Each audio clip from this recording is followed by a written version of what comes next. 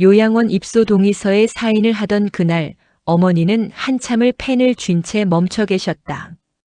떨리는 손으로 겨우 이름 석자를 적으신 어머니의 눈가엔 눈물이 맺혀 있었다.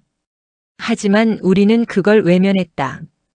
이게 최선이야라고 스스로를 다독이며 어머니를 요양원으로 모신 날 우리 삼남매는 모두 안도했다.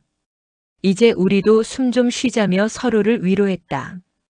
며느리는 이제야 집안일 좀 줄었네라며 웃었고 아들은 요양원비 감당만 하면 되라며 계산기를 두드렸다. 나는 그저 고개를 끄덕이며 침묵했다. 그렇게 3년이 흘렀다. 처음엔 일주일에 한 번씩 찾아갔다. 한 달에 한 번이 됐고 명절에만 얼굴을 비추게 됐다. 어머니는 언제나 같은 말씀만 하셨다. 괜찮다. 너희 바쁜 거 다 안다. 엄마는 괜찮으니까 신경 쓰지 마라. 그 말에 우리는 더 편하게 발걸음을 끊었다. 그리고 어느 겨울 아침 요양원에서 전화가 왔다. 어머님께서 새벽에 조용히 가셨습니다. 장례식장은 썰렁했다. 평생 가족을 위해 사신 분인데 조문객은 손에 꼽을 정도였다. 우리는 형식적으로 절을 받고 형식적으로 울었다. 그저 빨리 끝내고 싶었다. 장례식 이틀째 오후. 검은 정장을 입은 한 남자가 조문객도 아닌데 장례식장으로 들어왔다. 그는 우리를 향해 조심스럽게 다가오더니 아무 말 없이 낡은 통장 하나를 식탁 위에 내려놓았다. 통장 표지는 낡아서 거의 찢어질 지경이었다.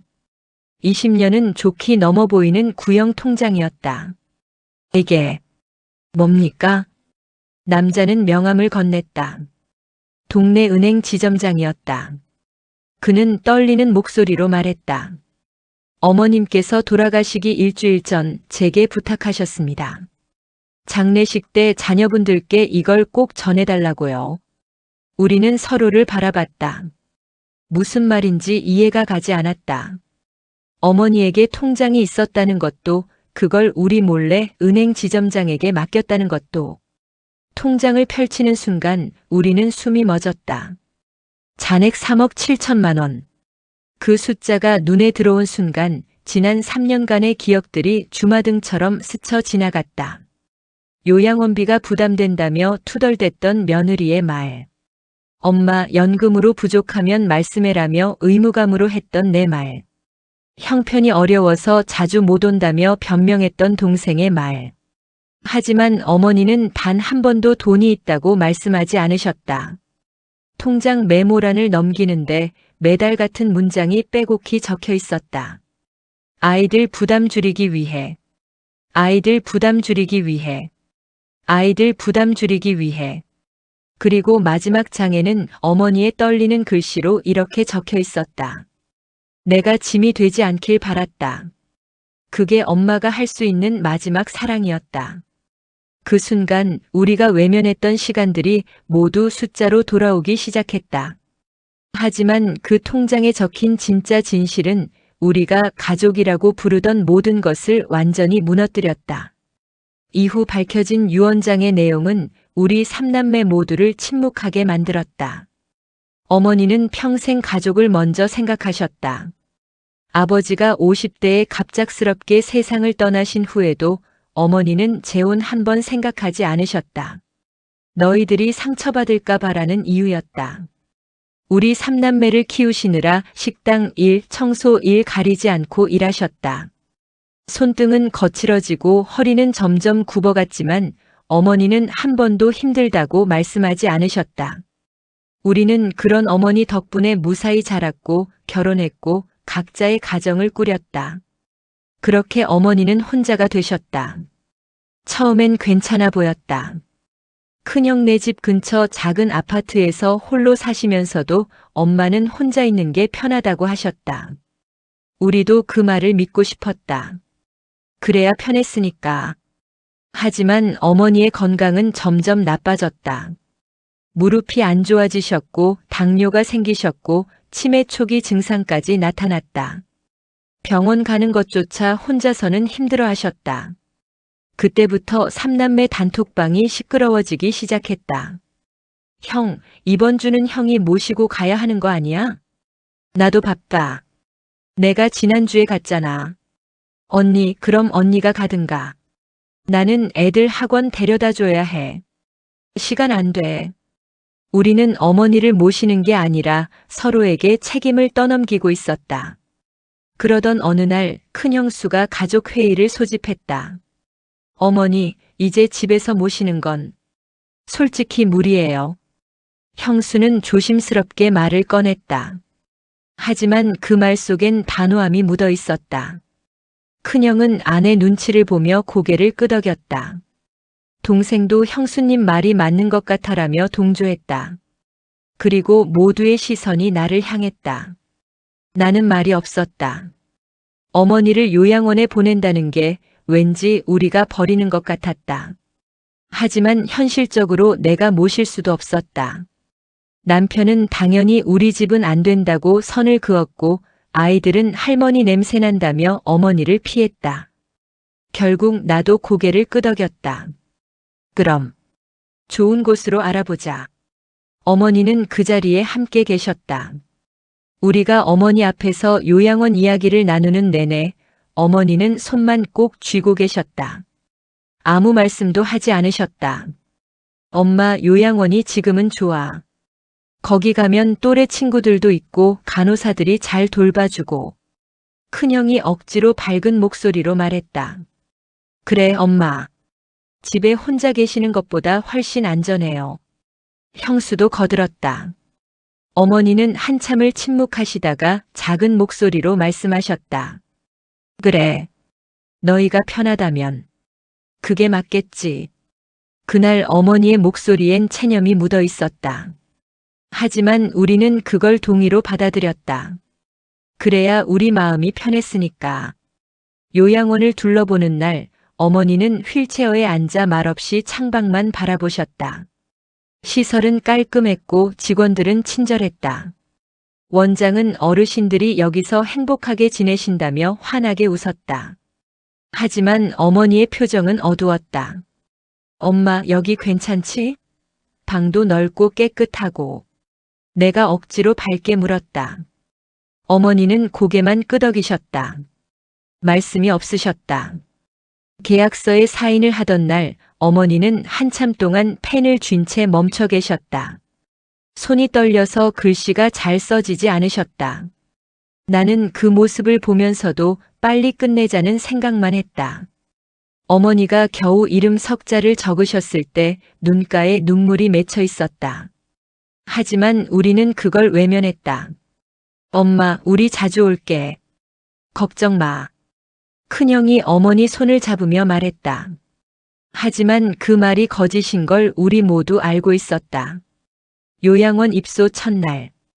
어머니의 짐은 많지 않았다. 옷가지 몇 벌, 낡은 이불 한 채, 그리고 작은 가방 하나. 그 가방 속에 뭐가 들었는지는 아무도 물어보지 않았다.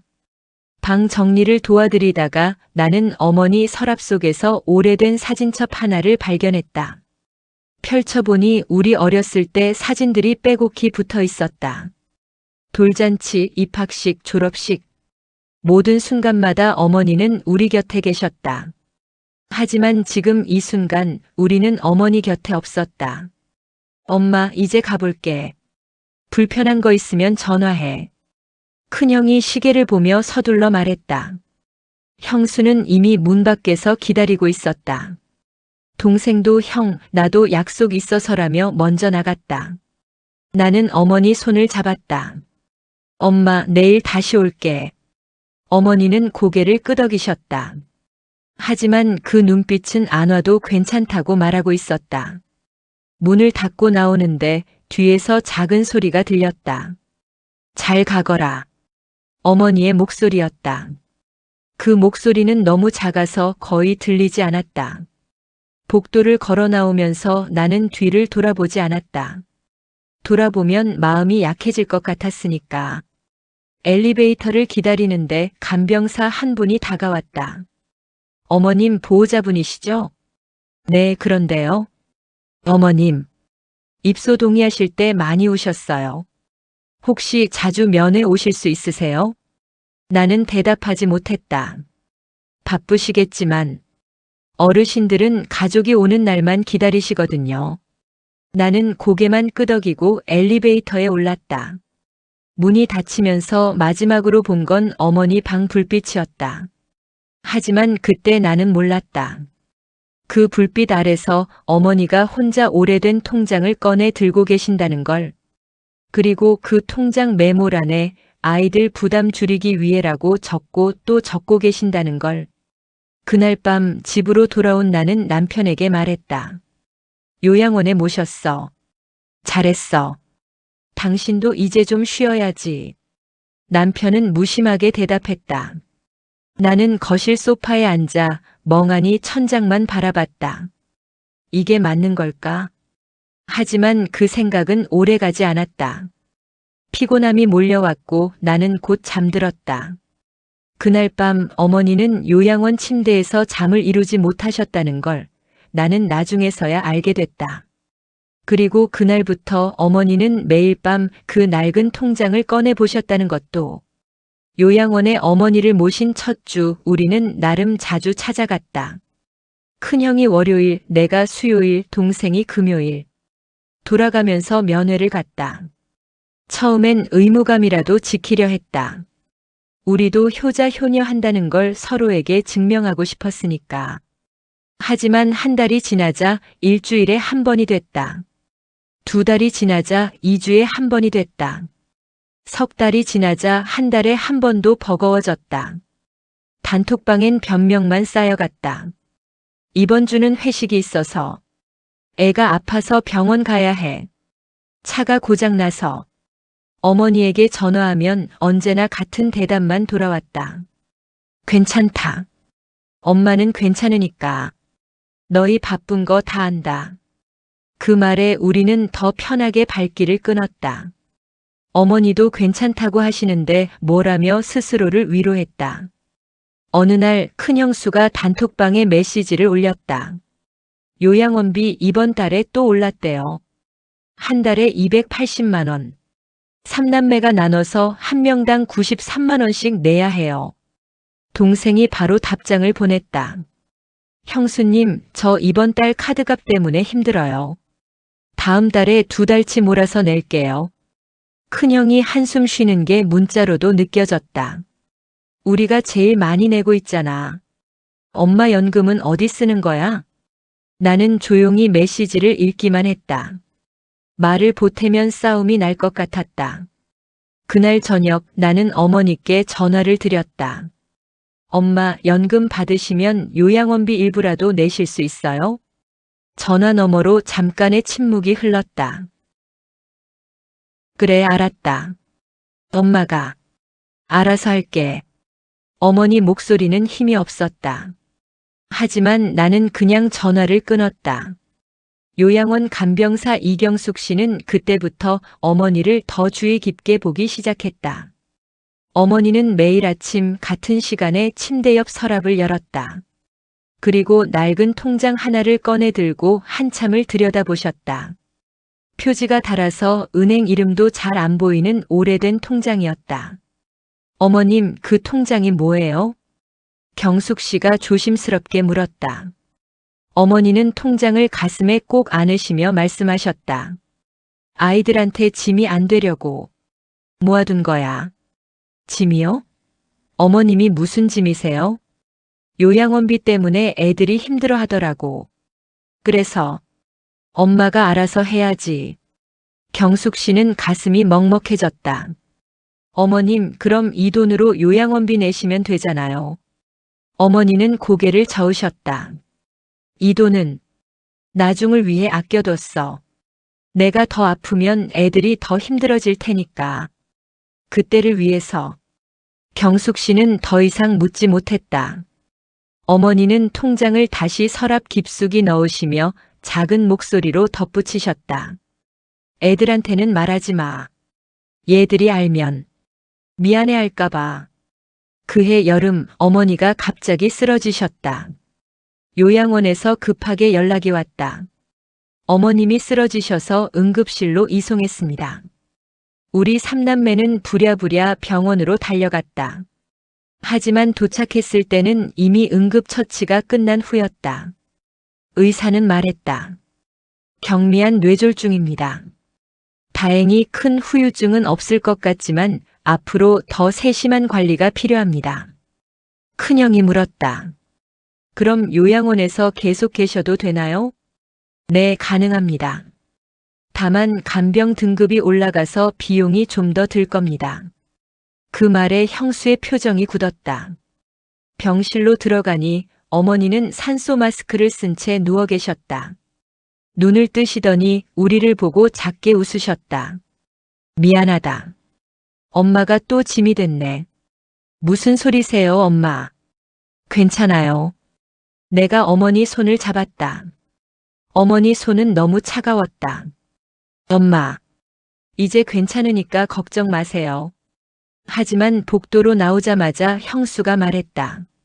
간병 등급 올라가면 한 달에 350만 원 넘게 나온대요. 한 명당 120만 원씩. 큰형이 한숨을 쉬었다.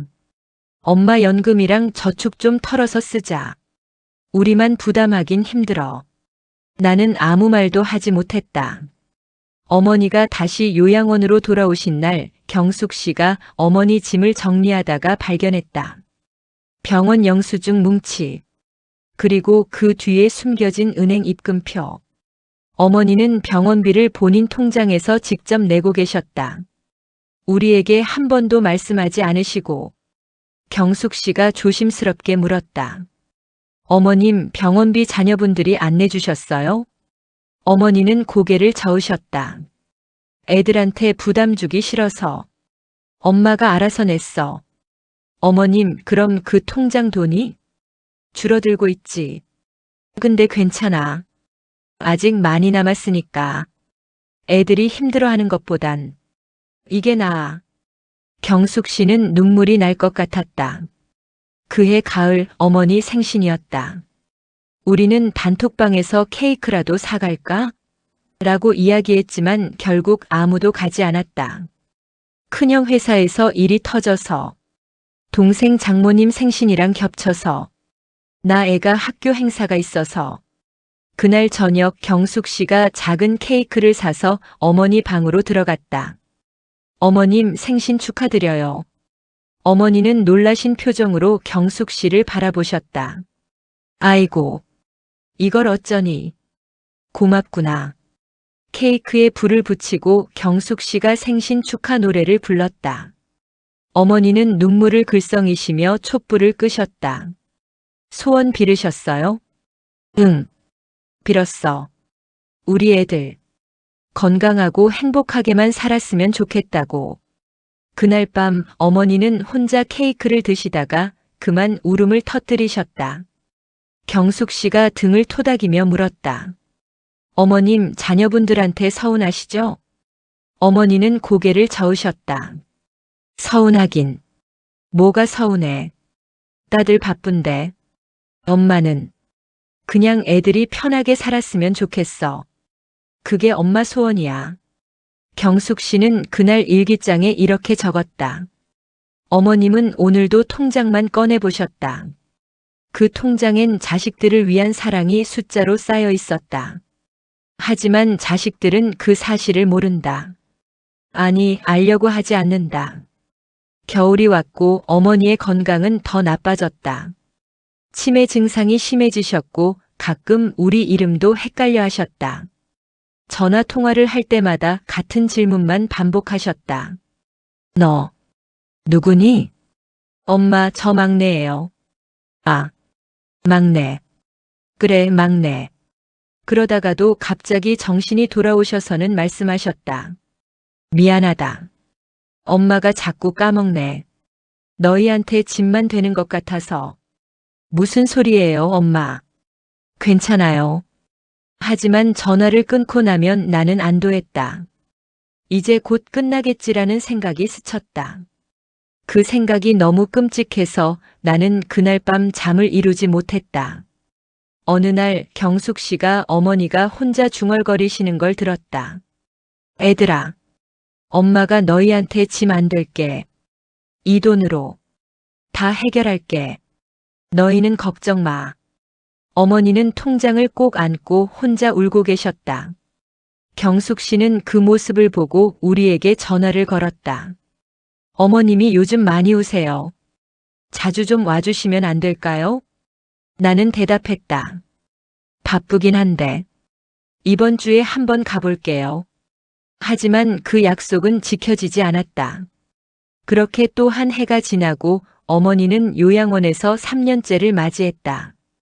우리의 방문은 명절에만 이루어졌고 전화는 일주일에 한 번도 하지 않았다. 어머니는 점점 말수가 줄어드셨고 표정도 없어지셨다. 경숙 씨만이 유일하게 어머니 곁을 지켰다.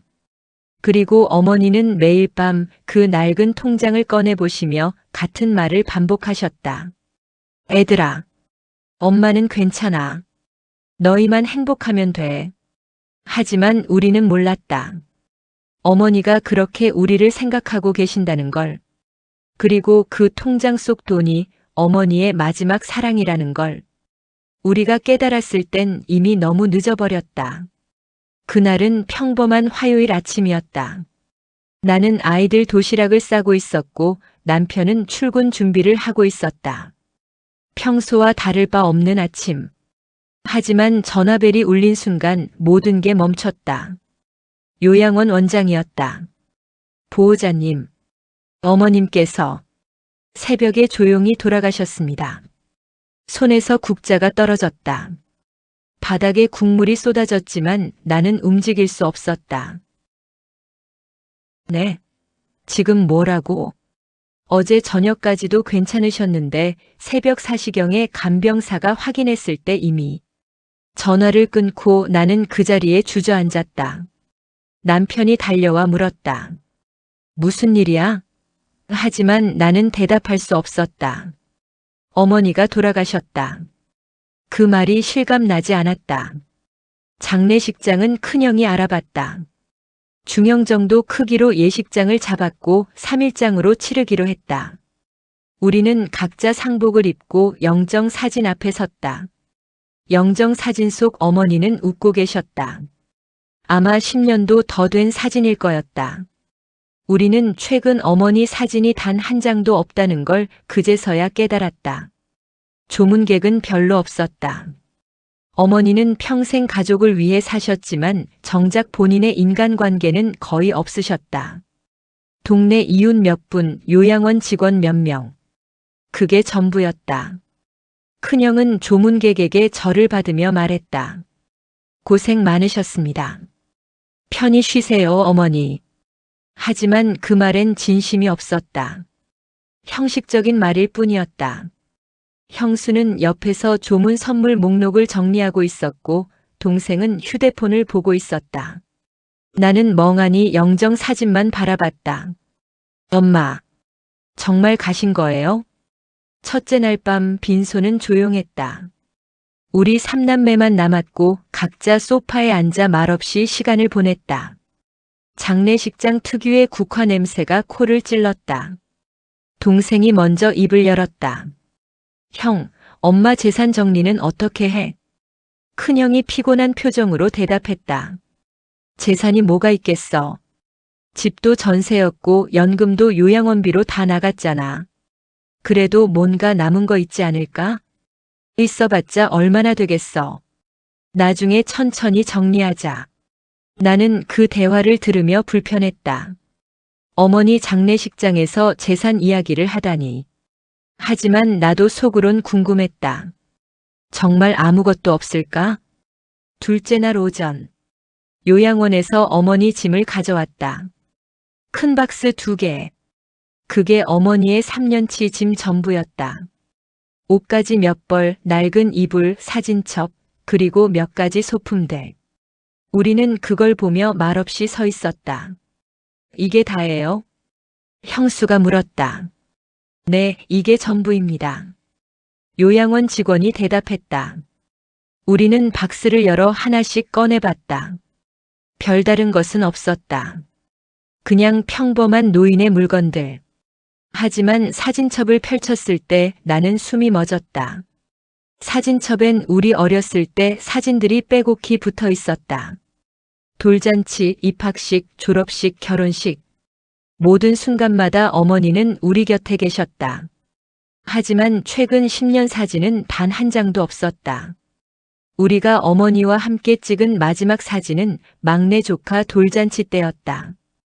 그게 벌써 8년 전이었다. 엄마, 우리 사진을 이렇게 소중히 간직하고 계셨구나. 내 목소리가 떨렸다. 둘째 날 오후, 장례식장 문이 열리고 검은 정장을 입은 한 남자가 들어왔다. 50대 중반쯤 돼 보이는 인상 좋은 남자였다. 조문객인가 싶어서 큰형이 인사를 했다. 오셨습니까? 고인과 어떤 관계? 남자는 명함을 건넸다. 저는 동네 은행 지점장 김민수입니다. 고인과는 20년 넘게 거래 관계였습니다. 아, 그러셨군요. 감사합니다. 큰형이 형식적으로 인사를 했다. 하지만 남자는 조문을 하려는 게 아니었다. 그는 조심스럽게 가방에서 무언가를 꺼냈다. 낡은 통장 하나. 표지가 너무 낡아서 은행 이름도 잘 보이지 않는 20년은 좋게 넘어 보이는 구형 통장이었다. 이게 뭡니까? 큰형이 물었다. 김민수 지점장은 통장을 식탁 위에 조심스럽게 내려놓으며 말했다. 어머님께서 돌아가시기 일주일 전에 저를 찾아오셨습니다. 우리는 모두 그를 바라봤다. 그때 어머님께서 제게 부탁하셨습니다. 만약 본인에게 무슨 일이 생기면 장례식 때 자녀분들께 이 통장을 꼭 전해달라고요. 통장이요? 내가 떨리는 목소리로 물었다. 네. 어머님께서 평생 모으신 돈입니다. 큰형이 통장을 집어들었다. 우리는 모두 그 통장을 바라봤다. 형이 천천히 통장을 펼쳤다. 첫 페이지. 1995년 개설. 30년 전 통장이었다. 그리고 마지막 페이지. 잔액 3억 7천만 원. 그 숫자가 눈에 들어온 순간 우리는 모두 얼어붙었다. 3억 7천? 동생이 믿을 수 없다는 표정으로 중얼거렸다. 이게 무슨? 형수가 통장을 빼앗아 확인했다. 진짜였다. 3억 7천만 원. 어머니한테 이런 돈이 있었어? 큰형이 나를 바라봤다. 나는 고개를 저었다. 나도 처음 알았어. 김민수 지점장이 조용히 말을 이었다. 어머님은 남편분 돌아가신 후부터 30년간 한 달도 빠짐없이 이 통장에 돈을 저축하셨습니다. 30년? 네. 처음엔 10만 원씩, 나중엔 50만 원씩. 어머님 연금이랑 생활비 아껴서 모두 이 통장에 넣으셨습니다. 우리는 말을 잃었다. 그리고 요양원 가신 후에도 계속 저축하셨습니다. 요양원 가신 후에도요? 네. 매달 30만 원씩 어머님께서 직접 은행에 오셔서 입금하셨습니다. 순간 머릿속이 하얘졌다. 요양원비가 부담된다고 했던 우리. 어머니 연금으로 요양원비 좀 내라고 했던 우리. 하지만 어머니는 그 속에서도 계속 저축을 하고 계셨다. 왜 이 돈을 쓰지 않으셨을까? 내가 떨리는 목소리로 물었다. 김민수 지점장은 잠시 망설이다가 가방에서 노트 한 권을 꺼냈다. 어머님께서 이것도 함께 전해달라고 하셨습니다. 그건 어머니의 가계부였다. 표지엔 아이들을 위한 저축이라고 적혀 있었다. 큰형이 떨리는 손으로 가계부를 펼쳤다. 첫 페이지. 1995년 1월. 남편 장례 후. 아이들 대학 학비 마련 시작. 10만 원 저축. 두 번째 페이지. 1997년 3월. 큰아들 대학 입학. 등록금 300만 원 출금. 남은 잔액 250만 원. 세 번째 페이지. 2000년 5월. 막내딸 대학 입학. 등록금 350만 원 출금. 남은 잔액 180만 원. 우리는 페이지를 넘길수록 숨이 막혔다. 어머니는 30년간 우리를 위해 한 푼 두 푼 모으셨다. 우리 등록금, 결혼 자금, 집 마련 자금. 모든 게 이 통장에서 나갔다. 그리고 다시 채워졌다. 다시 또 나갔다. 그리고 또 채워졌다. 중간쯤 페이지를 넘기는데 메모란이 등장하기 시작했다. 아이들 부담 줄이기 위해. 아이들 부담 줄이기 위해. 아이들 부담 줄이기 위해. 같은 문장이 매달 반복됐다.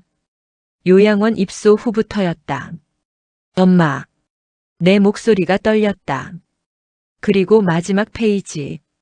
어머니의 떨리는 글씨로 이렇게 적혀 있었다. 2025년 11월. 내 마지막 저축.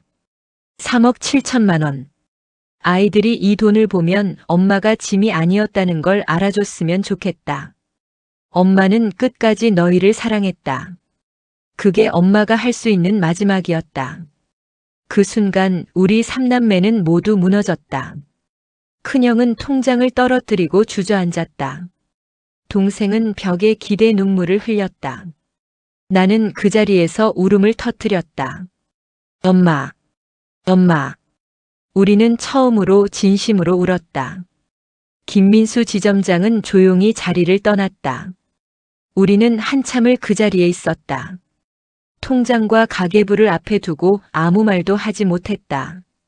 형수가 떨리는 목소리로 말했다.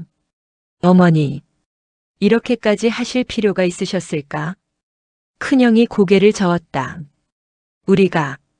우리가 너무 못났어. 엄마는 끝까지 우릴 생각하셨는데 우린. 동생이 주먹으로 바닥을 쳤다. 요양원비 때문에 투덜댔잖아. 엄마 연금 좀 내라고 했잖아. 근데 엄마는 그 속에서도 우릴 위해. 나는 영정 사진을 바라봤다. 웃고 계시는 어머니. 엄마, 미안해요. 정말 미안해요. 하지만 어머니는 대답하지 않으셨다. 이미 떠나신 후였으니까. 그날 밤 우리는 통장을 다시 펼쳐봤다. 30년 거래 내역. 입금, 출금, 입금, 출금. 모든 기록이 우리를 위한 것이었다. 그리고 깨달았다. 우리가 효도한다고 생각했던 요양원 입소. 그게 사실은 어머니를 버린 거였다는 걸. 우리가 바쁘다며 못 간 면회. 그게 사실은 어머니를 외면한 거였다는 걸. 우리가 부담이라 여겼던 요양원비. 그걸 어머니는 짐이라 생각하며 홀로 감당하고 계셨다는 걸. 너무 늦게 깨달았다. 그리고 이제 다시는 어머니께 사과할 수 없다. 다음 날 아침 우리는 요양원을 찾아갔다. 어머니가 3년간 지내신 그 방. 이미 짐은 다 정리됐고 방은 텅 비어 있었다. 하지만 어머니의 흔적은 여전히 남아 있었다. 창가에 놓인 화분, 벽에 붙어 있던 우리 사진들의 자국, 침대 옆 서랍의 손때. 어머님 정말 좋은 분이셨어요. 간병사 이경숙 씨가 우리를 보며 말했다. 그녀의 눈은 붉어져 있었다. 어머니를 잘 돌봐주셔서 감사합니다. 큰형이 고개를 숙였다. 경숙 씨는 잠시 망설이다가 조심스럽게 입을 열었다. 혹시 통장 이야기 들으셨어요? 우리는 모두 고개를 끄덕였다. 알고 계셨어요? 내가 물었다. 네. 어머님께서 매일 그 통장을 꺼내보셨거든요. 처음엔 뭔지 몰랐는데 나중에 여쭤봤더니 경숙 씨는 말을 잇지 못하고 눈물을 닦았다. 어머님은 매일 밤 그 통장을 보시면서 아이들 부담 줄여야지라고 중얼거리셨어요. 제가 어머님 자녀분들한테 말씀하시면 되잖아요 라고 하면 어머님은 고개를 저으시며 뭐라고 하셨는데요? 애들이 알면 미안해할 거야. 엄마는 그냥 짐이 안 되고 싶을 뿐이야 라고 하셨어요. 그 말에 우리는 모두 고개를 숙였다. 경숙 씨는 우리를 작은 방으로 안내했다. 어머님께서 남기신 물건들이 좀 더 있어요. 테이블 위에는 어머니의 일기장이 놓여 있었다. 이건 어머님 일기예요. 제가 정리하다가 발견했는데 자녀분들이 보시는 게 좋을 것 같아서. 큰형이 떨리는 손으로 일기장을 집어들었다. 첫 페이지. 요양원 입소 첫날. 애들이 다 갔다. 혼자 남았다. 괜찮다. 애들이 편하면 그걸로 됐다. 두 번째 페이지. 일주일째. 아무도 안 왔다. 전화는 왔다. 엄마 괜찮아? 괜찮다고 했다. 괜찮지 않아도 괜찮다고 해야 한다. 애들 걱정시키고 싶지 않다. 세 번째 페이지. 한 달째. 큰아들이 왔다. 30분 있다가 갔다. 바쁘다고 했다. 괜찮다. 엄마는 이해한다. 우리는 페이지를 넘길 때마다 가슴이 찢어지는 것 같았다. 중간쯤 일기를 읽다가 특별히 눈에 띄는 페이지가 나왔다. 6개월째. 오늘 애들이 요양원비 때문에 힘들어한다는 걸 알았다.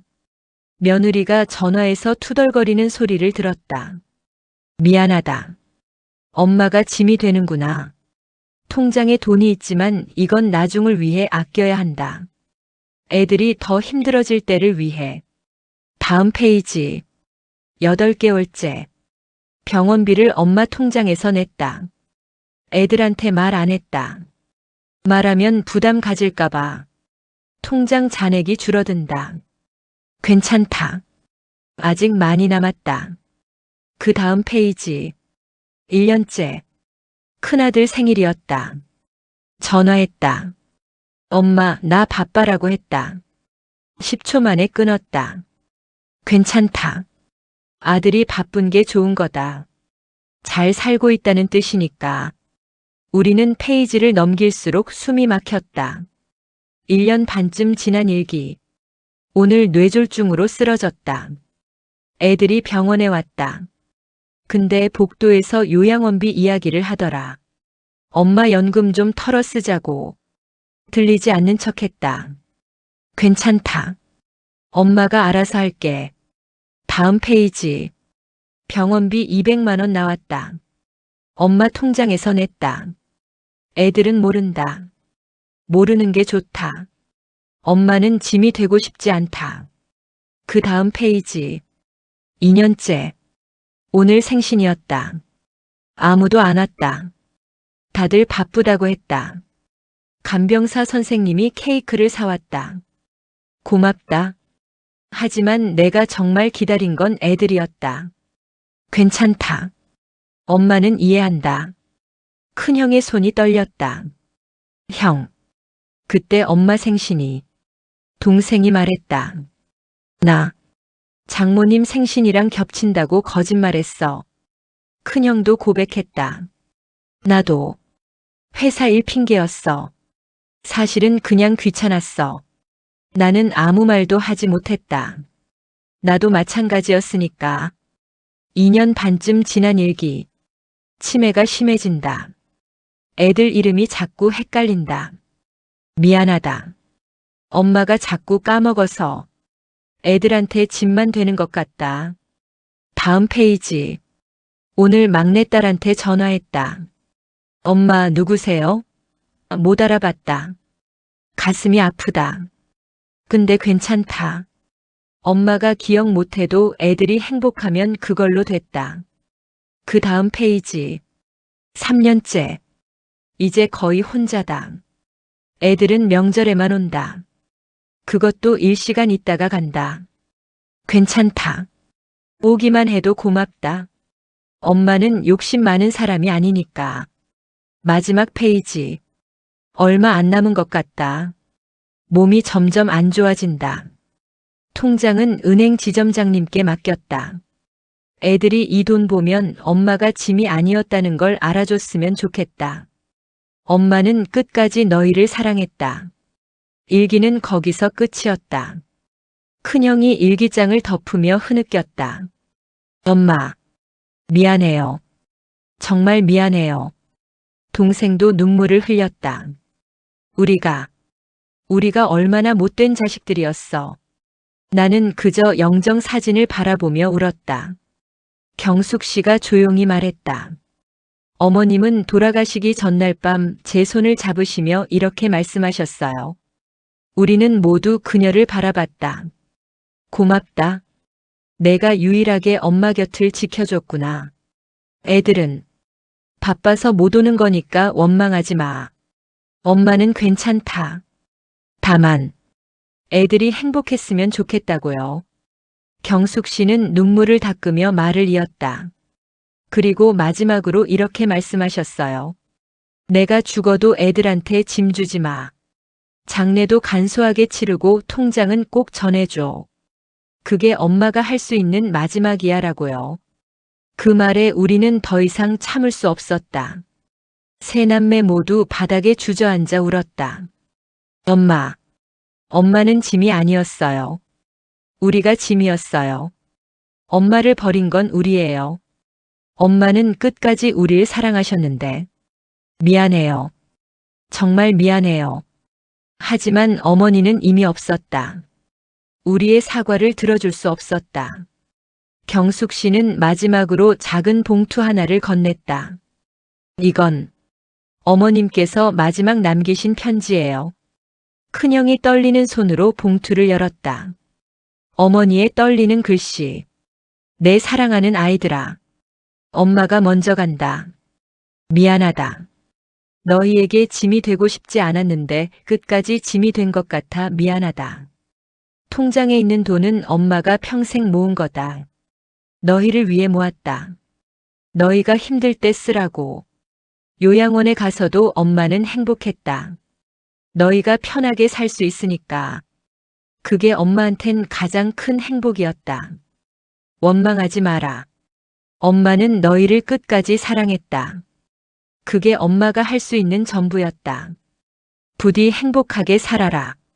그게 엄마의 마지막 소원이다. 사랑한다, 내 아이들아. 엄마가 편지를 다 읽었을 때 우리는 더 이상 말을 잇지 못했다. 큰형이 편지를 꼭 안고 흐느꼈다. 엄마, 사랑한다는 말. 한 번도 제대로 안 했잖아. 동생이 벽을 치며 울었다. 이제라도 말하고 싶은데. 너무 늦었어. 나는 그저 무릎을 꿇고 울었다. 엄마, 나도 사랑해요. 정말 사랑해요. 하지만 어머니는 대답하지 않으셨다. 영원히 대답하실 수 없었다. 우리는 한참을 그 방에서 울었다.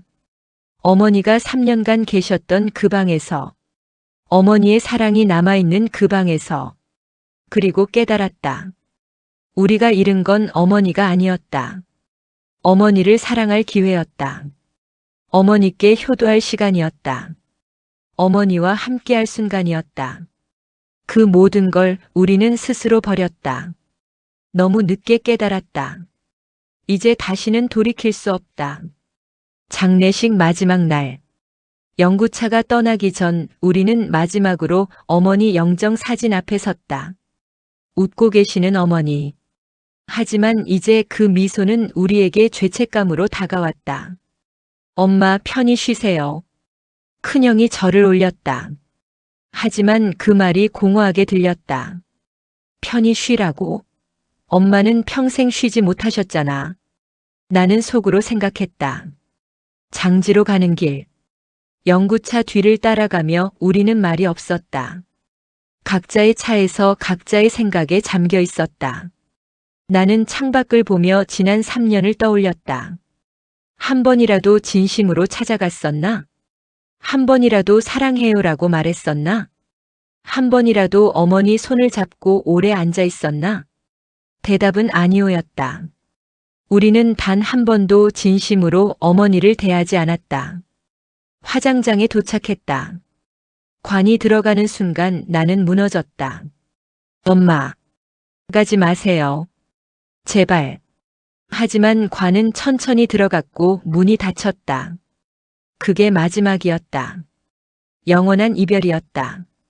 몇 시간 후 어머니의 유골함을 받았다. 작은 함 하나. 평생을 우리를 위해 사신 어머니가 이제 작은 함 하나에 담겼다. 큰형이 유골함을 안고 흐느꼈다. 엄마, 이렇게 작아지셨네요. 우리는 모두 울었다. 납골 땅으로 가는 길. 차 안에서 동생이 조용히 말했다. 형, 그 통장 돈. 어떻게 할 거야? 큰형은 한참을 침묵하다가 대답했다. 엄마 뜻대로 해야지. 엄마 뜻? 유언장 있었잖아. 나는 깜짝 놀랐다. 유언장이요? 큰형이 가방에서 봉투 하나를 꺼냈다. 장례식 날 은행 지점장님이 주신 거야. 통장이랑 함께. 유언장은 간단했다. 어머니의 떨리는 글씨로 이렇게 적혀 있었다. 유언장. 나 김순자는 이 글을 통해 내 마지막 뜻을 전한다. 통장에 있는 3억 7천만 원은 나를 끝까지 지켜준 사람에게 준다. 그 사람은 내 자식들이 아니다. 자식들은 바빴고 나는 이해한다. 그 사람은 간병사 이경숙이다. 그녀만이 내 마지막을 지켜줬다. 그녀만이 내 눈물을 닦아줬다. 그녀만이 내 손을 잡아줬다. 자식들아, 원망하지 마라. 이게 엄마의 선택이다. 너희는 너희 인생을 살아라. 다만 이것만 기억해라. 부모는 영원하지 않다는 것을, 후회는 언제나 늦게 온다는 것을. 사랑한다. 김순자. 유언장을 읽고 난 후 우리는 모두 침묵했다. 형수가 먼저 입을 열었다. 이게 말이 돼? 3억을 간병사한테? 큰형이 형수를 제지했다. 그만해. 엄마 뜻이야. 하지만 우리가 뭘 했는데 그 돈을 받을 자격이 있어? 큰형의 목소리가 떨렸다. 우린 아무것도 안 했어. 엄마를 요양원에 보내고 잊고 살았잖아. 경숙 씨가 엄마 곁을 지켰어. 그게 사실이야. 형수는 더 이상 말하지 못했다. 납골 땅에 도착해서 우리는 이경숙 씨에게 전화를 걸었다. 경숙 씨, 잠깐 만날 수 있을까요? 1시간 후 경숙 씨가 도착했다. 큰형이 통장과 유언장을 건넸다. 이게 어머니의 유언이에요. 경숙 씨는 깜짝 놀라며 거절했다. 아니에요. 이건 자녀분들 거예요. 저는 아니에요. 엄마가 선생님한테 주고 싶어 하셨어요. 하지만 내가 경숙 씨 손을 잡으며 말했다. 선생님이 엄마 곁을 지켜주셨잖아요. 우리가 못한 걸 선생님이 해주셨어요. 이건 선생님 거예요. 경숙 씨는 눈물을 흘리며 통장을 받았다. 어머님, 정말 좋은 분이셨어요. 마지막까지 자녀분들 걱정만 하셨어요. 우리는 고개를 숙였다. 저희가 너무 못난 자식들이었어요. 납골 땅에 어머니 유골함을 모신 후 우리는 한참을 그 앞에 앉아 있었다.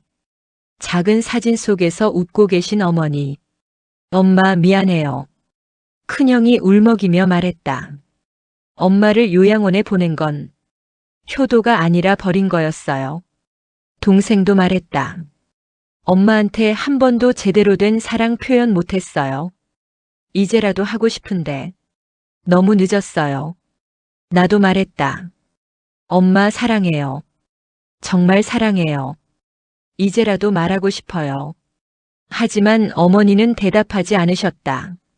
차가운 대리석만이 우리를 마주했다. 집으로 돌아오는 길. 차 안은 조용했다. 남편이 조심스럽게 물었다. 괜찮아? 나는 고개를 저었다. 아니, 괜찮지 않아. 엄마한테 미안해? 응, 너무 미안해. 그리고 후회돼. 진작 잘할걸. 진작 사랑한다고 말할걸. 남편은 내 손을 잡아줬다. 이제라도 깨달은 거 다행이야. 내 아버지한테는 잘해. 나는 고개를 끄덕였다. 맞아. 이제라도 늦지 않았어. 아버지한텐 잘해야지. 그날 밤 나는 아버지께 전화를 걸었다. 아빠, 나 막내야. 오, 그래. 무슨 일이야? 아빠, 이번 주말에 뵈러 갈게. 같이 밥 먹자. 그래? 갑자기 왜? 그냥 보고 싶어서. 전화 너머로 아버지가 웃으시는 소리가 들렸다. 그래, 그럼 아빠가 맛있는 거 해줄게. 응, 고마워 아빠. 그리고 응, 사랑해. 잠깐의 침묵. 그리고 아버지의 떨리는 목소리. 나도 사랑한다, 딸. 전화를 끊고 나는 눈물을 흘렸다. 엄마, 이제라도 깨달았어요. 너무 늦었지만. 며칠 후 우리 삼남매는 다시 모였다. 어머니 일주일 제사를 지내기 위해 제사상을 차리며 큰형이 말했다. 우리 엄마한테 너무 못했어. 맞아. 후회돼. 이제라도 잘해야지. 우리 아버지, 장인어른, 장모님들한테. 우리는 모두 고개를 끄덕였다. 제사를 지내고 우리는 어머니 사진 앞에 앉았다. 엄마, 우리 약속할게요. 큰형이 말했다. 이제 우리 부모님들한테 잘할게요. 엄마한테 못한 만큼. 동생도 말했다. 자주 찾아뵐게요. 전화도 자주 드릴게요. 사랑한다고 말씀드릴게요. 나도 말했다. 엄마 미안해요. 그리고 고마워요. 엄마 덕분에 깨달았어요. 부모님은 영원하지 않다는 걸. 우리는 어머니 사진을 보며 한참을 울었다. 에필로그. 1년 후. 나는 매주 아버지를 찾아뵙는다. 함께 밥을 먹고 산책을 하고 이야기를 나눈다. 그리고 매번 말씀드린다. 아빠 사랑해. 아버지는 처음엔 어색해 하셨지만 이제는 익숙해지셨다. 나도 사랑한다, 딸. 큰형도 변했다. 장인어른을 모시고 여행을 다니신다. 장인어른, 제가 효도할게요. 늦었지만. 동생도 변했다. 장모님을 자주 찾아뵙고 용돈도 드린다. 어머님 사랑해요. 우리는 어머니를 잃고서야 깨달았다. 부모님은 영원하지 않다는 것을. 후회는 언제나 늦게 온다는 것을. 효도는 지금 당장 해야 한다는 것을. 어머니 산소 앞에서 나는 말했다. 엄마 고마워요. 엄마 덕분에 깨달았어요. 늦었지만. 바람이 불었다. 마치 어머니가 대답하시는 것 같았다. 괜찮다. 이제라도 깨달았으면 됐다. 엄마는 너희를 사랑한다. 나는 눈물을 닦으며 웃었다. 저도 사랑해요, 엄마. 영원히. 마지막 메시지. 당신의 부모님은 지금 어디 계신가요? 오늘 지금 당장 전화하세요. 사랑한다고 말씀드리세요. 후회는 언제나 늦게 옵니다. 부모님은 영원하지 않습니다. 지금이 마지막 기회일 수 있습니다.